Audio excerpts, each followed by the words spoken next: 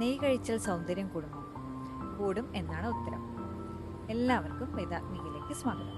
ഇന്നിവിടെ വീട്ടിൽ തന്നെ വളരെ എളുപ്പത്തിൽ നെയ്യ് ഉണ്ടാക്കുന്നതാണ് കാണിക്കുന്നത്.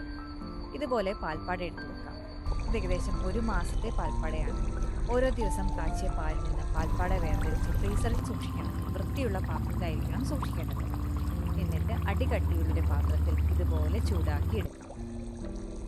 എടുത്തു വെച്ചിരിക്കുന്ന പാൽപ്പാട അല്പം ഐസ് വാട്ടർ ഒഴിച്ച് മിക്സിയിൽ കറക്കിയെടുത്ത് അരിച്ചെടുത്തും ഇതുപോലെ ഉരുക്കിയെടുക്കാം. വളരെ എളുപ്പമുണ്ടാക്കുന്ന രീതിയാണ് ഇന്നിവിടെ പറയുന്നത്. നെയ്യ് പാകമാവാറാവുമ്പോൾ ഇതുപോലെ പതഞ്ഞു വരും. ജലാംശമൊക്കെ വറ്റിക്കഴിഞ്ഞാൽ ഇതുപോലെ അടിയിൽ ബ്രൗൺ നിറവും മുകളിൽ തെളിഞ്ഞ നിറവുമായി വരും.